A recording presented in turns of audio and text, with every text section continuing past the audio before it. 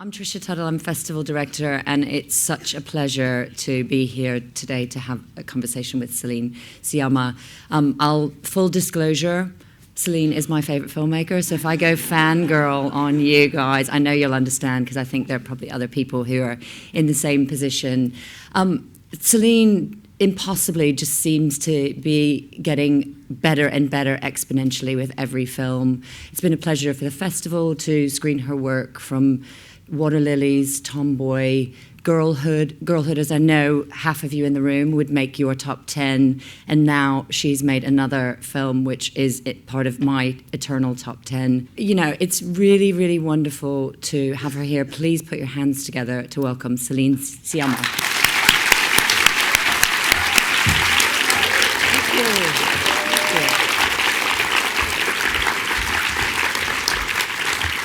Don't fall off the front of the stage. That would be a terrible way for us to start. Yeah. Well, that'll be on YouTube, so. So we're going to have a chat for about half the time, watch some clips, revisit your work, and then open to the audience for questions. Okay. I want to go in early days. For you, you studied literature. You were a big reader as a kid. At what stage did you start to think film was going to be for you? Well, I decided to put cinema at the center of my life when I was 12, 13. There's been culture of cinema in my family. We were watching films, we were going to the theater, and I had like a grandmother. I still have my grandmother, actually. She's in the room, hey. No, she's 95, she couldn't make it, but she actually introduced me to the musicals, Fred Astaire, and all the American comedy, Cary Grant, and so the classics. So I had that culture, but at some point I decided to put cinema at the center of my life, just go to the cinema. When I was 13 years old, basically going through the biggest crisis of our lives, you know, teenagehood. And all my life was designed around going to the cinema, like earning money to buy tickets, and I was going to the cinema three times a week. I was a loner, as you can tell. Felt quite less lonely in the theater rooms, and I was lucky enough to have a art house theater in my city with great programmation. So I was just going to see everything they programmed. But still, at that time, I thought. I remember writing in my diaries that, you know, I really wanted to do cinema, but I was like, am I going to have to be an actress? You know, because very few role models at the time. And I thought, I don't think I look good enough. And I'm not sure I want to do this anyway, being an actress. So it took me time to actually feel legitimate to make films, and actually it took me to get into National Film School, to get that legitimacy. So I studied literature for 4 years, began to take cinema class in university, like just one cinema class, analyzing films, and then decided to do more studies. So I studied, you know, I could be an astronaut, but I'm a filmmaker, and went to National Film School, yeah. Can I take you back to that sort of 13-year-old film goer? Please don't. No, go. So when you went to the cinema, you had an art house cinema, which is amazing, so you probably had a really wide range of films you were seeing. Can you remember a film that really struck you to the core as a person? The first time, actually, I felt really like, okay, this is gonna be my life, was when I saw Blue by Kieslowski. It was really big at the time, and he had made this trilogy called Blue, White, and Red. And also the protocol of that, of expecting a film from a director. That was the first time. I was very, that was the first kind of shock. And I think that was the first time that I actually went to the cinema by myself. So it's pretty linked, but you know, it's like that. It's not only about the films; it's about also the experience of going to the film. It's about me taking my bike. It's raining. The cinema is it's in my town, but it's like 8 kilometers away, and you go into the theater by yourself, and you pretty much, it felt like the first time I could actually make a decision for myself, you know, in a way. And I got out, and it was raining, and I had this blue raincoat, and I remember like this contagion between the film and life also, because it's also that, you know, it's not only about finding shelter or refuge in the theater room, it's how then it's contagious to your own life. So that was an important moment. And also the first time that I went into an art house theater in Paris, because I live 30 kilometers from Paris, which seems like close. It's really not the same. I went to Paris like 2 times a year to go to the museum, you know. And the first time that I went by myself to this, you know, in the Latin Quarter, in those kind of theaters that made me dream, and I went to see David Lynch's Twin Peaks, Fire Walk with Me. I hadn't seen the series, so, you know, it was... But I think it was a good starting point, because I didn't get much of it because I didn't know a father raped her. Sorry for the spoiler. But I got out of the room and the atmosphere had changed. And this is something like that I like to talk about, because it's not only about this mental place. It's about how it's also un art de vivre. I don't know you say that in English. Who speaks French? Un art de vivre. A way of life. Yeah. And yeah. We're going to watch a clip from Water Lilies. Okay. So could we see the clip, please? Have you seen that in a while? No. And it's really weird because, I mean, the film is only in 35, it's 35 millimeters, and there's no digital version of the, I mean, there's DVD and stuff, but it can't be shown otherwise than in 35. And so I get very few occasion of actually seeing it. I can watch it on YouTube, but and it feels really weird seeing this actually. So the French title is Birth of Octopus. Yeah. What, I mean, you may not want to reflect on your work like this, but I was just curious about where that came from. Well, it's kind of the first time that I had a title before I had anything else, actually. And then in the process of making the film, and even when we were selected in Cannes with the film, we changed the title. It was then called The Octopuses. And then I decided to be brave and to actually, because everybody thinks that's a very complicated title. It is. It came from this idea that the first time you fall in love is also the rise of jealousy, and that there's this. It feels like there's this octopus in your belly, just with this black ink, you know, like desire, but also like the negative black juice. I don't know. There was also more aquatic, of course. But it was even mysterious to me. But then in Proust, in La Recherche du Temps Perdu, I don't know how Marcel Proust, you know. He refers to jealousy as an octopus, and also in Violette Le Duc, with this very, very bright and not famous enough French writer who had this relationship with Simone de Beauvoir. She refers to I reread one of a book like 2 weeks ago, and there's she refers to jealousy and desire as an octopus. And so this is kind of, I mean, a common imaginary and maybe a more feminine, female one. Mm-hmm. And I love this scene as well too, because it's the first time that we can see you exploring the performative nature of gender as well too. I mean, was that very early on something you were fascinated by as a screenwriter? Yeah, it seems like it. The thing is, it's always really striking, because I was not very, I was political already, but I wasn't deconstructed. So it was all kind of an intuition, you know?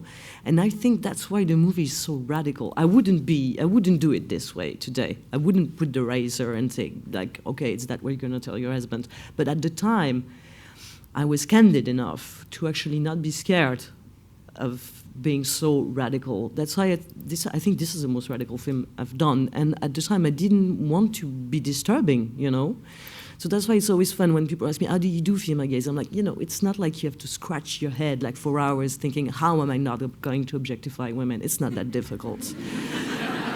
If I could do it at 26 years old, just being, candid and just wanting to say what I felt and what I felt as a girl and talk about that pressure of performing. And the movie was all about that performance in a way, because it was about what's on the outside and what is underwater. And you see these women, synchronized swimming is the only sport that is exclusively female.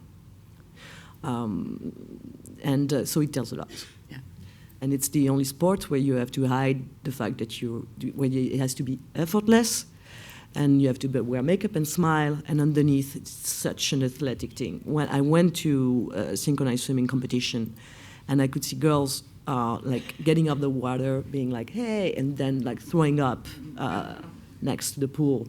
And when we were shooting, they couldn't do it much. It was like, okay, this is a 2-time thing, like max, because it's so athletic, and you have to hide the fact that it's athletic. So it's really a sport that tell a lot about what's the performance of being a woman is. Mm-hmm.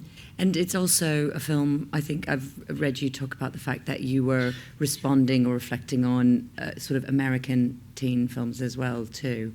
Were these films you watched as a teenager? Well, it's all, I mean, that's part of our culture, but in France we have a very strong culture of coming-of-age film, but it's mostly about teenagers dealing with with society, with their parents. À nos amours by Piala is like Sandrine Bonner, discovering life, but she has to put up with her father all the time. That's basically, whereas the American tradition is much more about teenage world as a world, as a bubble. And there's also a strong hierarchy in that. It's not that they're free to do whatever they want. There's a strong archetype hierarchy about the cheerleader, the chubby friend, and the awkward, childlike. Marie. Yeah. So it was about. I wanted to get rid of the adults. Also, at the time, no male character. There's a guy, but he's not really, like, we don't know what he's going through. We're not sharing his experience. And so it was already pretty much settled like the rest. Yeah. And this bubble, it reoccurs lots in your work. I mean, you sort of create these hermetically sealed, in some ways, universes. Mm-hmm. What is it about those spaces that you're interested in as a writer? Well, I think it's mostly because it's female driven, and if you want to share the intimacy of female character, you have to share their loneliness. Otherwise, they have to put up with the performance. Cinema is really, I think, the only art where you can share somebody's loneliness in space and time. And there's no, I mean, literature you could say, but there's often a narrator that's why it's a bubble, because otherwise you're not going to share the experience as much. Yeah. Can we watch a clip from Tomboy as well, too? Of course. I hate that film. No.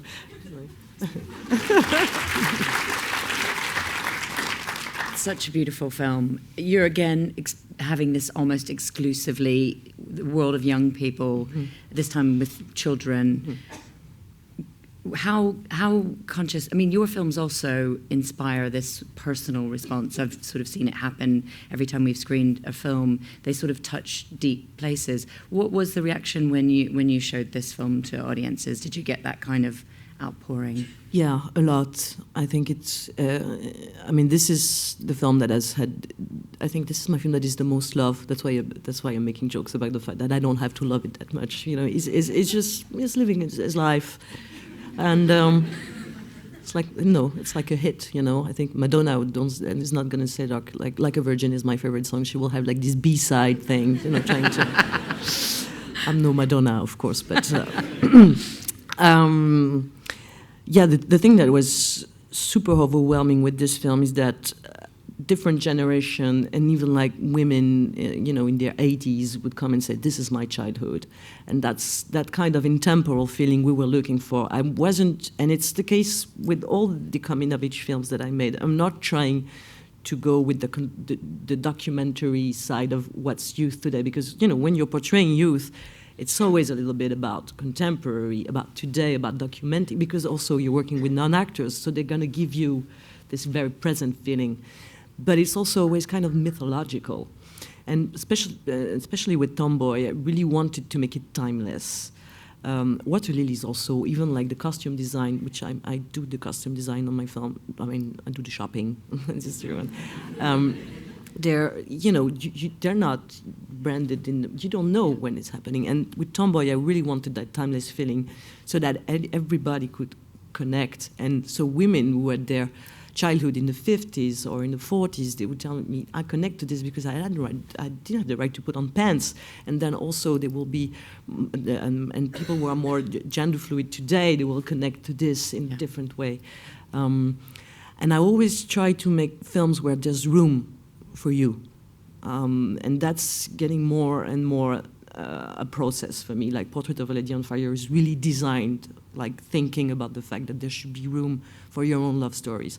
And Tomboy was designed so that there should be room for your own childhood. And even regarding, this is also my film, maybe that's why it's my biggest success, even regarding box office, because the male audience really connected also to the film because, well, it's kind of a male character also, and they would tell me about the performance of being a boy. So that was really like the thing that I think created the film that created such a strong community. Yeah. And Zoe, who you cast as Mikel, is really, really wonderful. It's such a great performance, and I think she's gone on to do a lot more.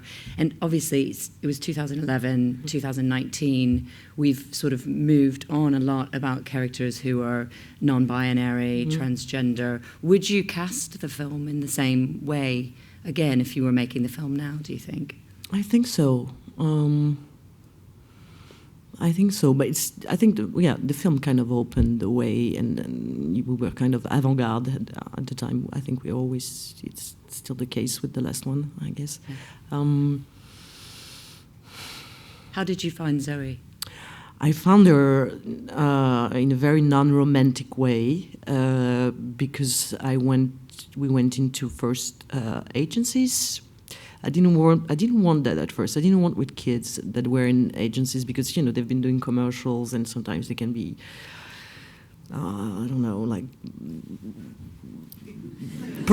weirdly professional and polished. But there was this little girl that had no castings because she wasn't totally. They're looking for very, very feminine child. Yeah. And so she hadn't done much because she was different. So we said, okay, we have to see her. And that was the first child that I met. And I said, okay, this is the end of casting. Amazing. But she had very long hair. We cut her hair.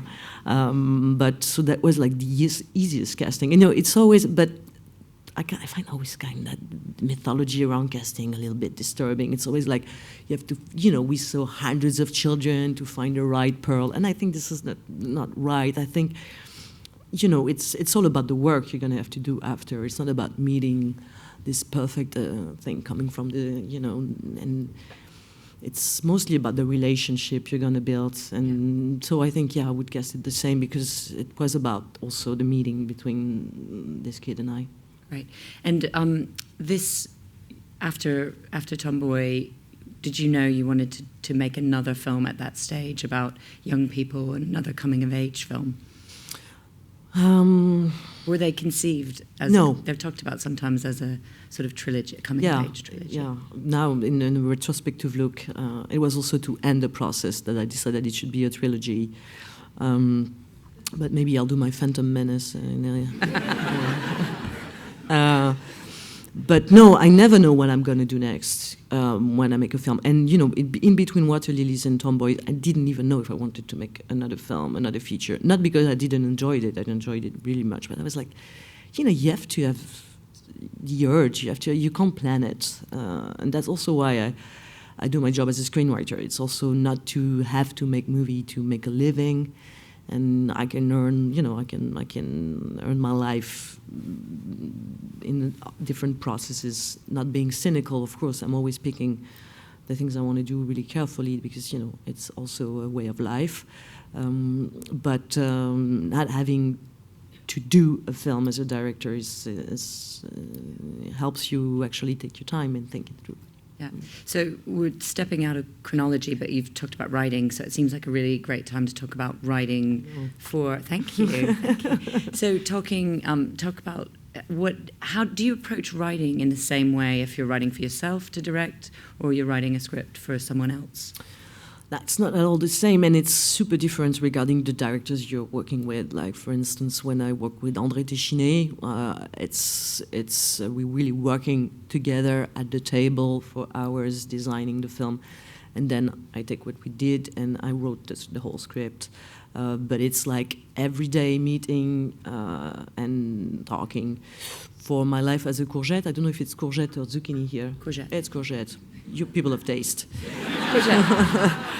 I had the first version of the script and I had the book, and I just did it by not even. I met the director once, like, hi, and then you're gonna trust me with this, and then I did it, and then he made the film, and then basically we met after, I can say. So it's really different. But the same thing is that it's not that I'm never forgetting that I'm a director when I write for other directors. It's because I have ambition for them directing the film. I'm not like, oh, it's all about the story for me. So, like for instance, for André Téchiné, has been part of my personal mythology. I wanted to look at him as a young director. I looked at him as a young director, like if it would be his first time, and had ambition for him, like regarding the fact that he wanted to make a film about youth, and so you always have that in mind. And I'm also asking, it's about the crafting of the storytelling and the script, but it's also about like, what do you want to film? And he was like, I want to film. I really want to film nature of this part of France, and I was like, okay, so we have to find a way for you not to do like stock shot of nature. I mean, it has to be. So I'm also asking a lot of them about their directing ambitions, so that I can put it in the storytelling. Mm-hmm. And so, but with Claude, with Courgette, mm-hmm. you didn't have that process with him? Well, it's animated film, so it's quite different. And I was also quite ignorant, actually, when I saw the film, like 4 years after writing it. Because it's such a long process of making. I was like, oh, they respect the script. Like, this is because life is not going to go to this. It's not going to be about the process of casting and editing. It's not at all the same. And I was scared, retrospectively, like, wow, you have such a strong responsibility writing a script for an animated film, because it's going to be like exactly. It's the blueprint. What you wrote. Yeah. But, sometimes it happens that you don't have to. I mean, it trusted me with this. And, of course, if the script hadn't pleased him, we would have been working a lot together. But it's sometimes magic happens, I want to show the opening scene of this film, which is so beautiful. Courgette, please.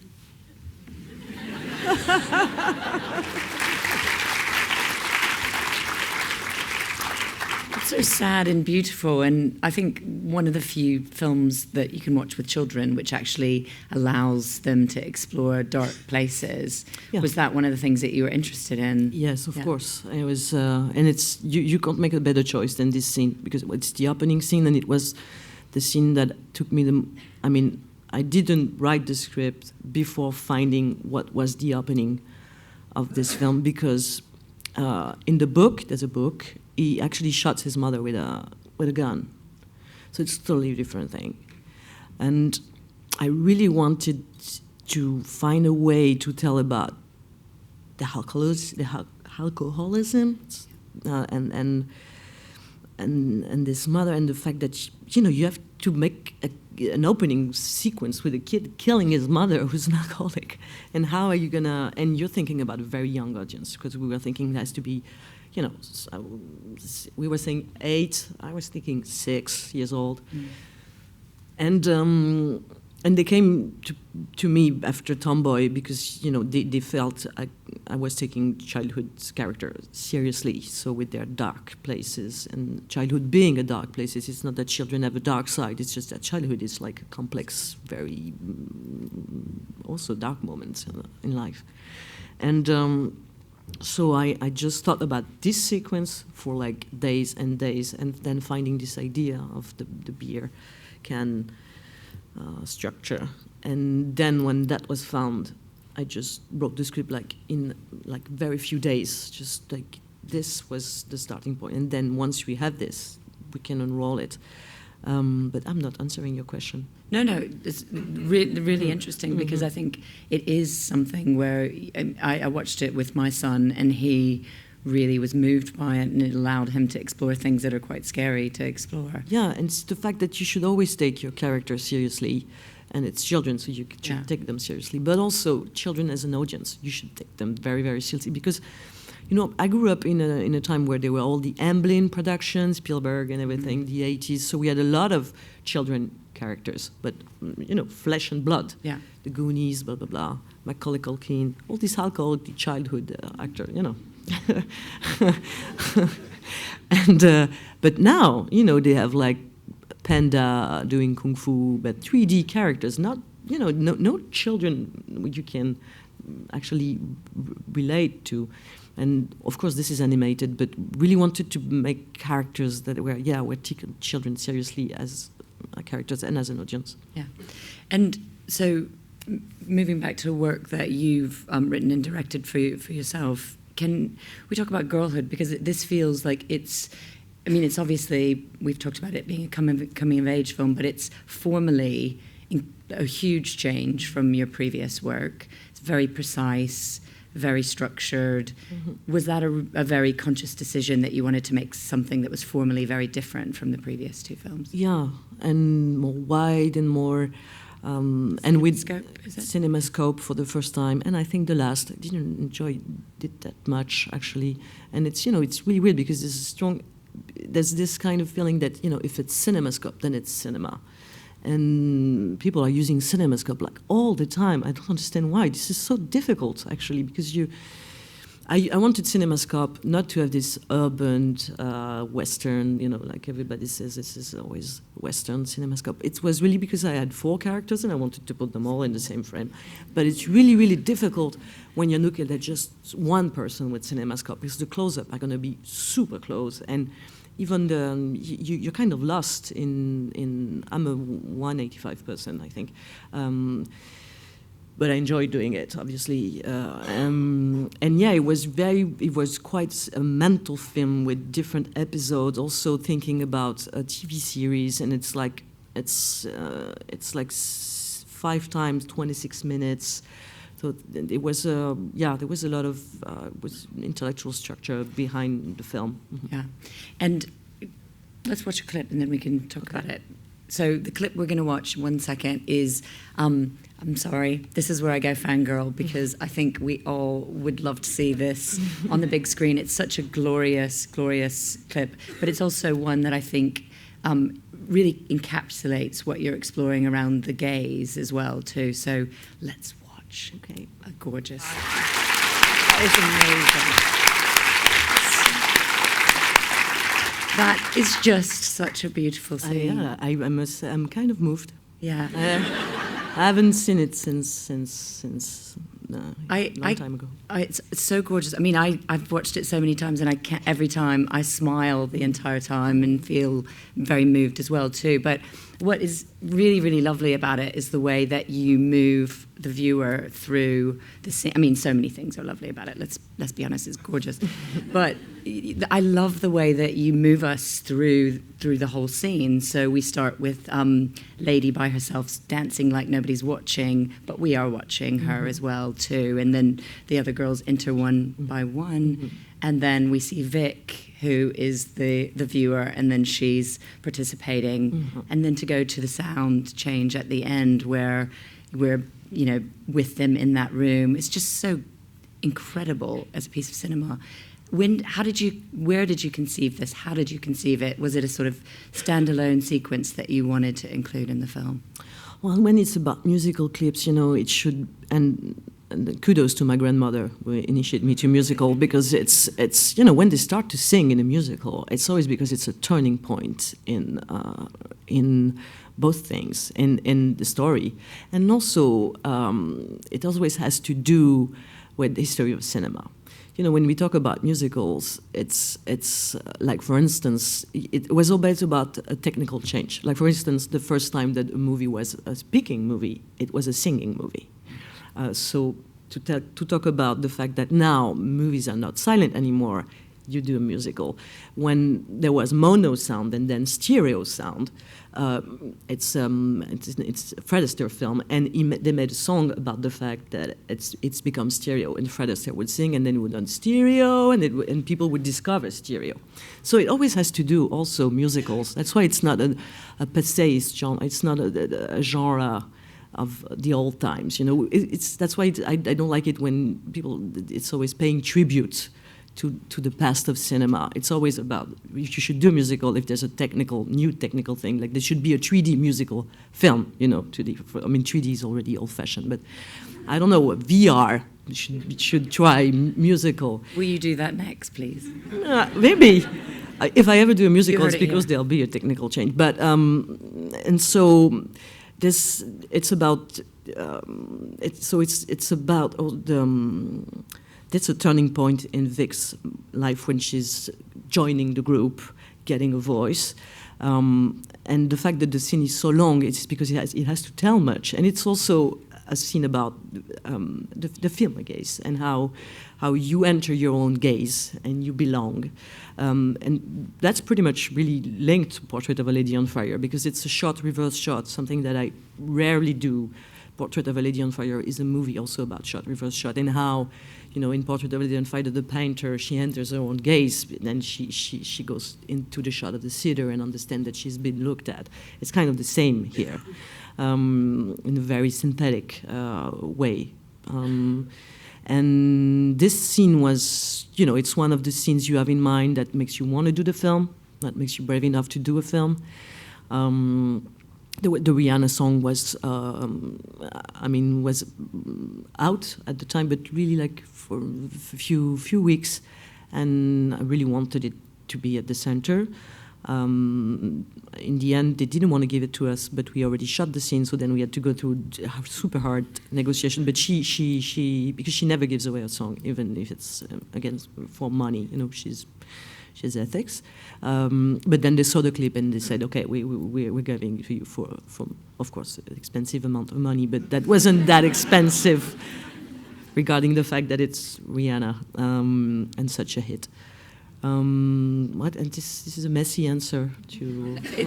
It's beautiful, and it's also, the cinematography is incredible. Mm-hmm. For all four features, you've worked with a female DOP. Mm-hmm. This is Christelle. Yeah, this is Christelle Fournier. But can you talk about, is it important to you to have a female DOP? Well, I don't know what it's like to work with a male DOP. It's the thing. It's some people, you have very female-driven sets. And I'm like, yeah, but you should, that's, I'm the boss, and I get to choose the atmosphere I want to work with. And so I don't know about the other sets, and people are like, let's see, what is it changing? And I say, well, I know how good it is for me to work in this atmosphere and this collaborative way, but you never ask male director how come they want to stay exclusively with men. They seem to enjoy each other's company very, very much. Also. It's true, and and I'm like, well, I'm kind of, I think my sets are super hybrid, and I recommend it, but I don't know, the actors, they're really better at answering. The actresses, they're really better at answering that question because they know a lot of sets. I only know mine. I think they're cool. Well, it's an absolutely gorgeous scene, and I think. Start talking about Portrait, and I know these guys will want to ask questions as well too, but I wanted to show that scene because it's beautiful, but it also is very, very linked to Portrait of a Lady on Fire, and particularly around your exploration of the gaze and female pleasure and female-only spaces. Was that a sort of jumping-off point for you in thinking about the things you'd enjoyed doing in Girlhood and what you wanted to do next? Yeah, it took me 5 years, so it was a long. I did stuff meanwhile, but it took me some time to actually figure out what was worth doing. Why, it's a hard job, so you put a lot of energy into it, and it should be super meaningful. And this time, I really wanted to have a movie with grown-ups, grown women, and to talk about a love dialogue and really craft this lesbian love story that I feel we were missing. Yeah, I mean, it is a lot of firsts for you. It's adults, it's professional actors, it is a love story. Can we talk about the love story first? Was that the starting point for you? Definitely. Yeah. The starting point was devoting a film to a love story with two timelines, how it is the present of a love story, and also desire. Really wanted to film desire because, in the convention of cinema where people fall in love as love at first sight, you never film desire. You never film this rise of desire. And I think this is so cool, actually. And, when you remember what it was like to fall in love, you remember the choreography, you remember the steps that led you to that kiss. Of course, you remember the kiss, but those steps, they are unique, the kisses you will hopefully have a lot of if this works out. But this moment, that's what I really wanted also to film desire. And also to tell about the memory of a love story, the dynamic of a love story through time, the politics of love, what's a love dialogue with equality, what's left, to get out also of the mythology of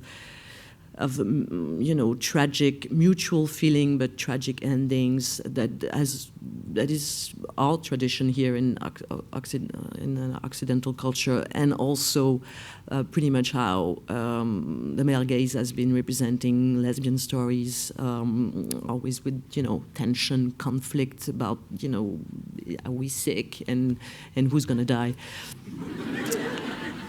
and maybe, in straight love stories, they both die. So, like Romeo and Juliet, they both die.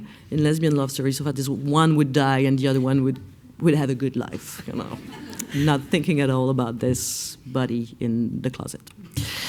You film desire so beautifully, and a lot of that is, it feels also such a technical accomplishment, the pace and the sort of rhythm of the film builds that desire.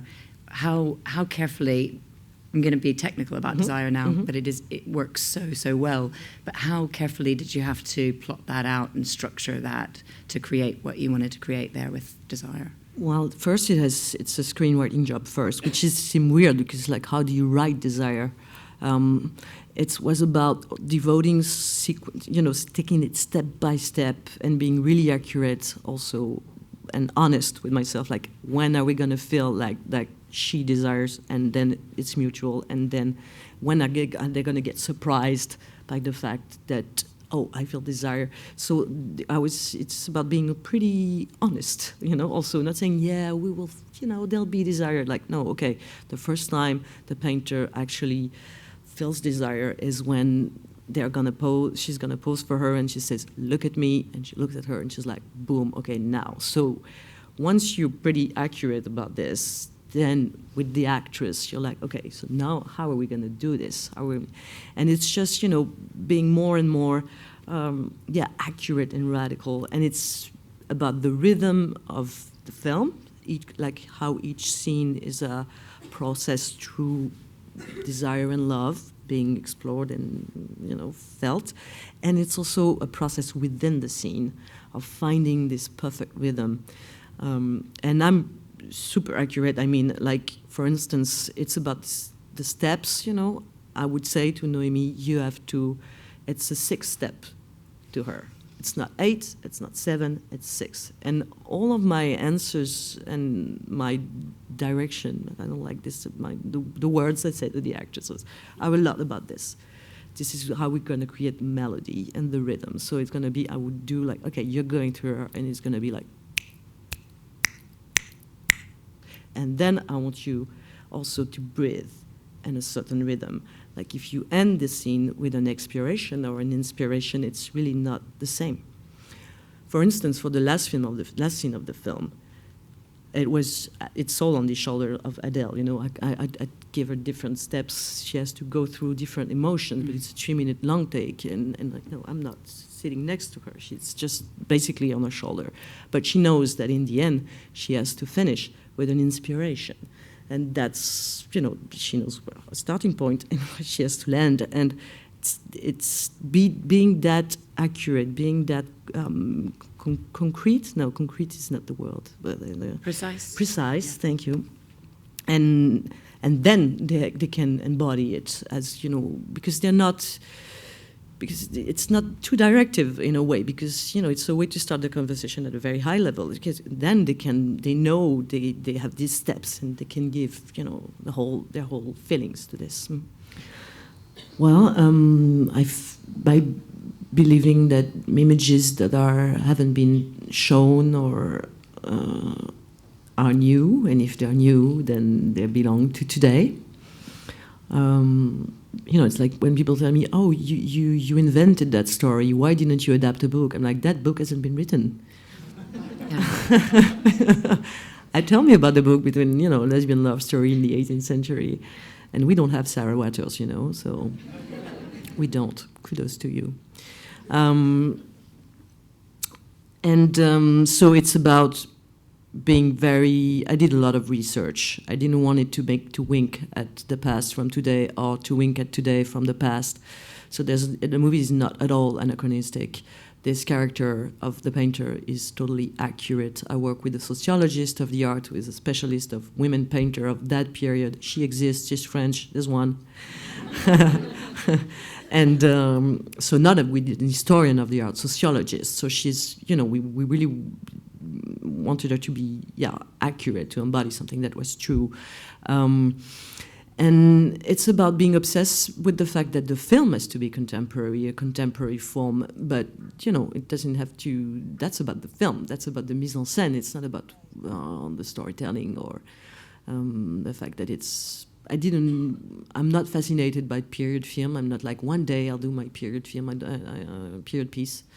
I'm not, so it wasn't about that. To me, it was the same job with a higher level of decision. Like, for instance, I'm obsessed with costumes, but this time we were going to create them, you know. So and regarding the whole reconstitution, well, cinema is always a reconstitution, but this time it's official. So maybe we can play a little bit more, because, you know, I've been filming teenage girls or children in the rooms in Parisian suburbs, but the sets, they were built, the color I choose. But you're not telling, I mean, I'm telling it all the time, but so to me, and even this time, like the castle, for instance, where we shot, I didn't touch anything. The color of the wall was like that. It's untouched. We just put a little bit of accessories in there, but it's mostly wood and cotton, and we built the 3 pieces of furniture that are in it, like the chevalet, the thing where she paints, I don't know what you call it, or like the kitchen table. This is built, you know. So it's, to me, it was like the same job, but with a higher level of input and more, also a little bit more expensive, but not that much. Also, we kept it quite radical to be able to be radical. So just while we go to the next question, I think that's an interesting point. I mean, it's a love story, but obviously there's so much packed in here for you to sort of think about. In particular, you open the film with the art class, which is really interesting. You were trying to sort of recover those histories that have been lost for female artists as well. was that part of the project for you? Yes, that was part of the project, especially when I discovered that there were so many women artists at the time and that they were erased from art history, and discovered their body of work, discovered how it has been missing to art history, but also missing to our lives. Because, that's what art is all about. It's about giving us our intimacies. And the fact that we are not given these images or these books or this music actually has an impact in our lives because it makes us more lonely. The fact that no abortion is represented makes it super dramatic it's an everyday thing. And the fact that it's not represented, the fact that there's no museum in the world, what is a canvas named like the abortion lady, actually has a lot of impact on the way we live, on our culture. So that's why we need those images. Yeah. That's why it feels right to actually put them out there, and also very exciting because it's not about making it even. It's about how. They can be despised of feminist lecture, feminist analysis on film, or even the fact that I'm saying I'm making a feminist film. Like it could be. People are saying to me, "Wow, it's a lesbian love story. It's not restrained like this label." Well, it's not a label. It's an imaginary. You feel it's too small. If you think it's small, I think it's wide. I think it's super wide. I think it's a political proposal. It's an imaginary that is dangerous. That is emotional and so it's not a small label. It's a proposal and so many layers, and it's creation, it's invention. It's stepping out of the convention. So it's not small. It's super big actually, and because also it's not been explored that much because we weren't given the opportunity. It's also really, really I think good for cinema. Because it's bringing new emotions. It's good for you. It's good for us. It's not the same old. I want to thank you because we're talking about the abortion scene too. That's just the most incredibly intelligent scene that the baby is right next to her. Is just so beautiful. It acknowledges everything. That it's such a great political scene as well too. Yeah, and it's emblematic of how it's.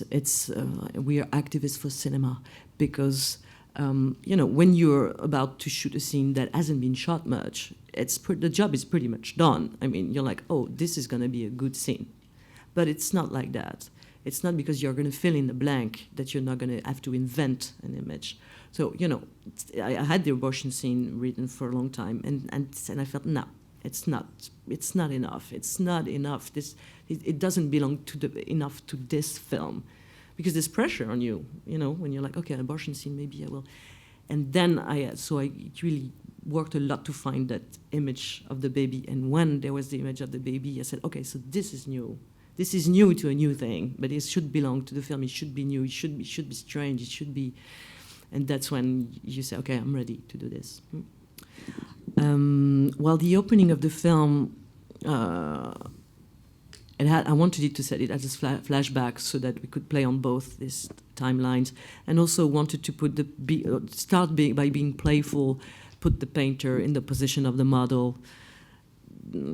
Sometimes it's also about having fun with your own characters and being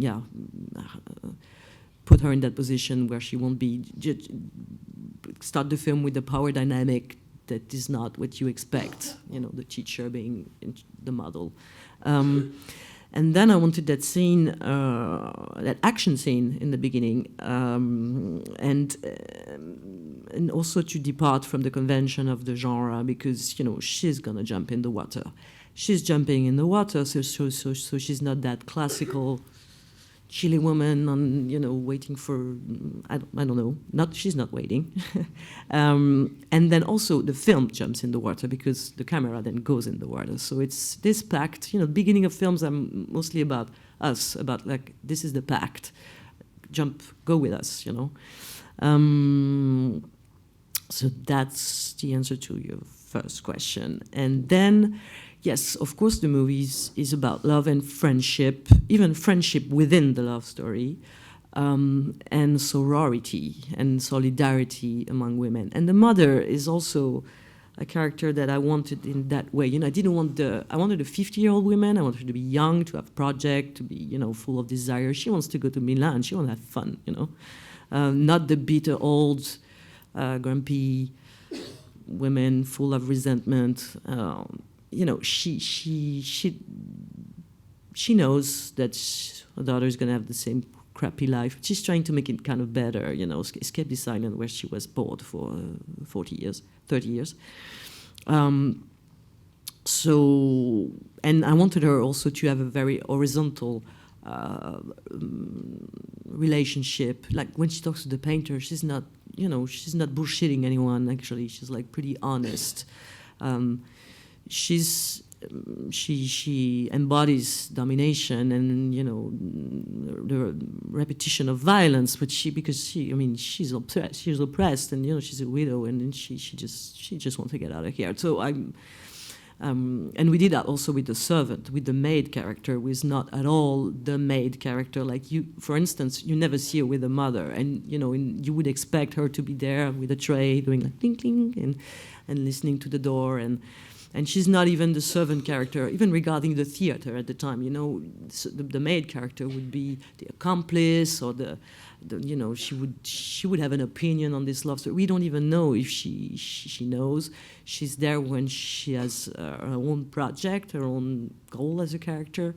So that's the kind of balance, not balance. I don't know if it's balanced or unbalanced, but yeah, also to talk about sorority and to show the dynamic of solidarity among women, which is also not often the case. We're pretty much raised to please the man and also to be in rivalry.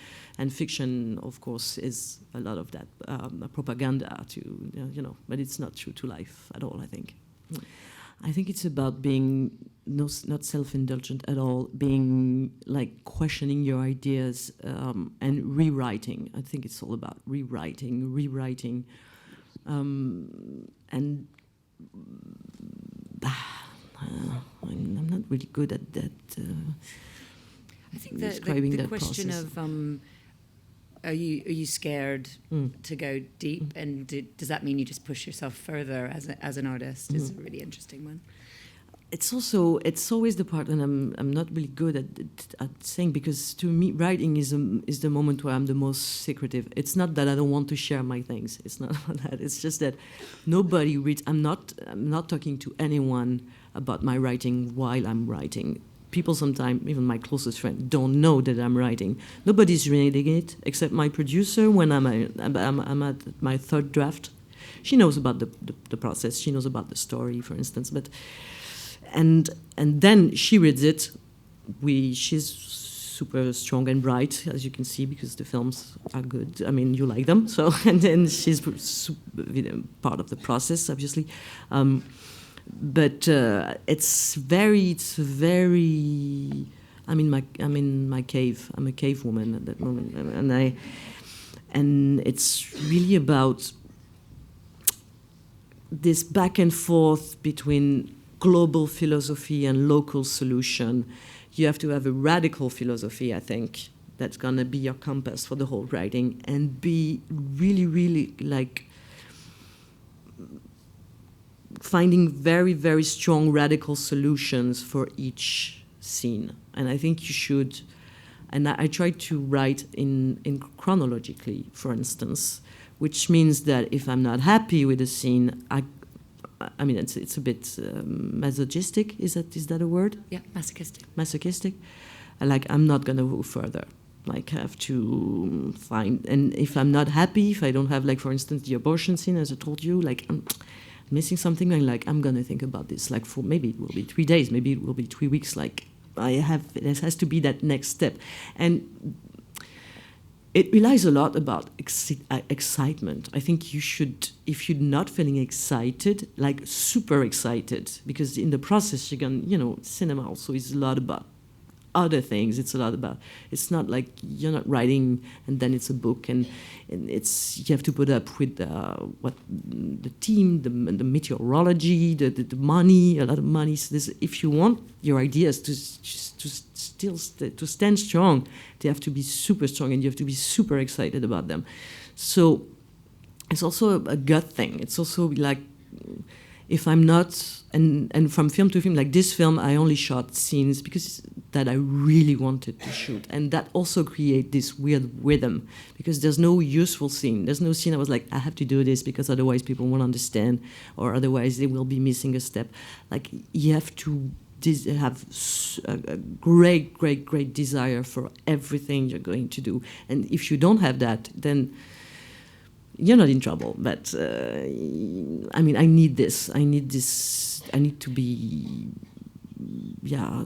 excited. And I think it's not something they tell you much in writing courses and in film school. Like, and try to tell that each time. It's like you have to be very, very, very, very excited. You have to trust that. Céline, can I just ask, because this is also, we've referred to it here, it's a very strongly political piece of filmmaking as well, too. And it was really interesting when I was watching clips to speak to you today and thinking about today. Many times I witnessed you or Adele getting sort of microaggressions from interviewers. We've all responded to the film, audiences are really responding to the film, but are you also finding resistance to the film? Yes, of course, because it's backlash, and because you have to have the culture. I mean, cinema is such a strong culture; it has such an impact.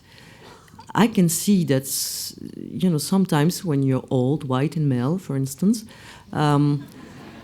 You don't have the culture to read the image. Like, for instance, tell me, the film is lacking sex. I'm like, I tried to make this very epidemic, erotic film. And people are like, it's not a sexy film, about desire and stuff. And there's no sex scene, it's boring. Like, you've not been, and they say, you're not brave enough. You're afraid. Like, I'm afraid. I'm afraid. I'm afraid. I'm afraid of doing a sex scene. And I'm like, well, there's a sex scene in the film. Maybe you haven't seen it because, if it's not about penis, or if it's not about these gays, you're lost. You're like, where is the sex scene? Well, actually, there's an it's a true penetration. It's not simulated because, it's that. Sex scenes are always simulated in films, I wanted to do a sex scene that wasn't simulated. So it's a true finger, it's a true armpit, it's a true va-et-vient, and it's new. And it's so it's exciting. And also it talks about sex in a different way, like it's light-hearted. The scene is light, it's full of humor, which I think sex, is really should be fun. And it's inventive, and I think sex should be inventive. And it's about you being kind of lost in this image, like, oh, what is this? Oh, and it should also be like that,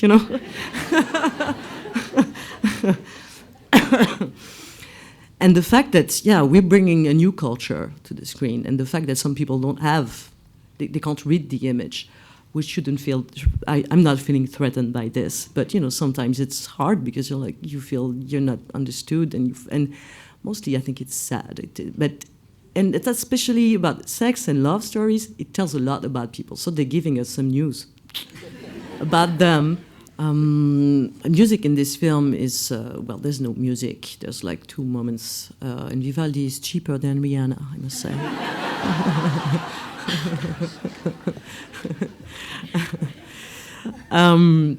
And that was the challenge from the scratch. I wanted to make this film without music, which seemed like a challenge because, love stories, they all have soundtracks. We could play the game on like Dirty Dancing, it'll be Time of My Life, on like Titanic, it'll be My Heart Will Go On. And even the love stories in our lives, they have their soundtrack. But it wasn't about the love story, it was about the reconstitution and the fact that the film also talks about art in our life, our love is an education to art, and now art consoles us from our loves.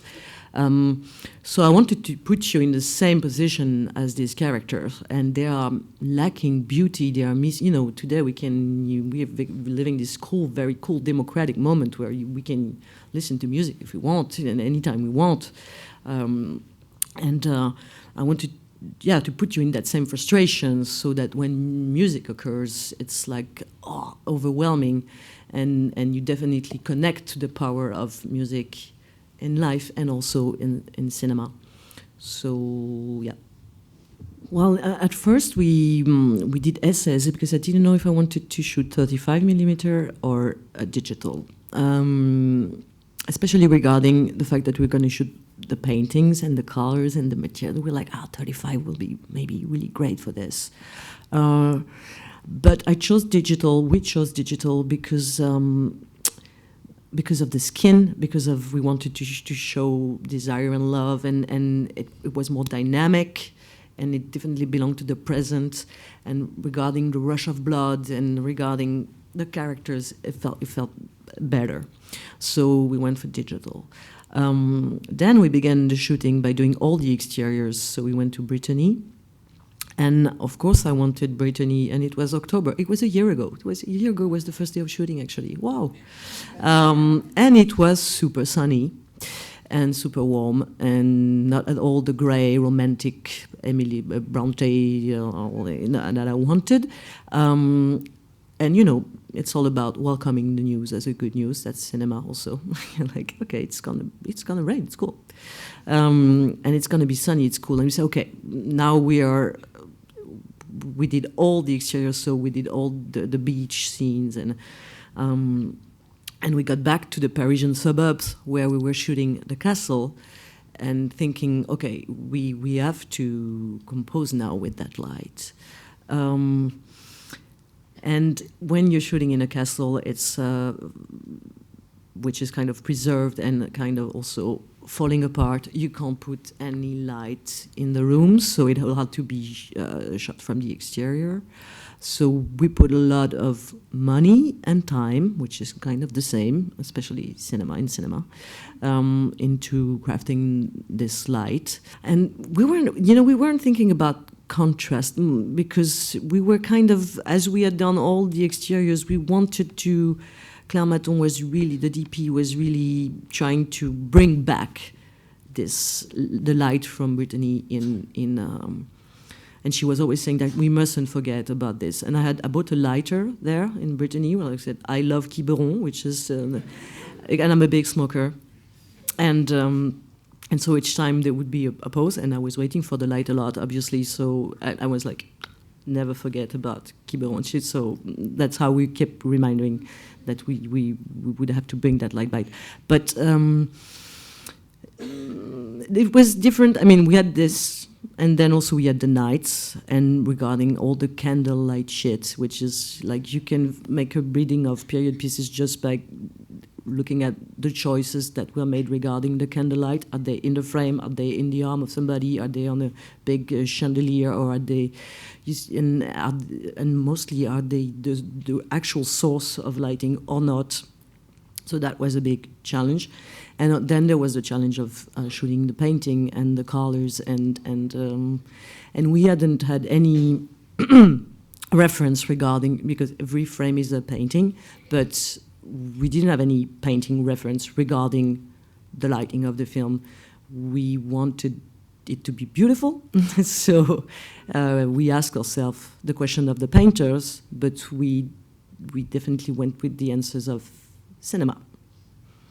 And that's a good thing about cinema, is that you get to ask yourself the question of other arts. So you get to ask yourself the question of the musician, you have to ask the question of the writer, but all your answers are cinema. The painter you worked with as well, too. Should we name check her, because her work is incredible? Yeah, her name is Hélène Delmer. She's a 32 artist living in Lille. She had never heard of cinema, and she goes to cinema. She didn't care. She never heard of me, but that's for sure. I was like this crazy woman knocking at her door, like, hello. and I found her on Instagram. because you know what, Instagram is the thing that now, for instance, oil portrait painting like this, that is not fashionable, that is not the thing that's going to be sold in galleries or be at Frieze or whatever, they get their audience also from Instagram. So there's like this new rise of portrait oil and other style that can... On Instagram? Yeah, on Instagram, because they get to live there. Céline, I wish we had more time because I could listen to you speak all day. Thank you so much for these gorgeous films. Thank you for being here. Thank you.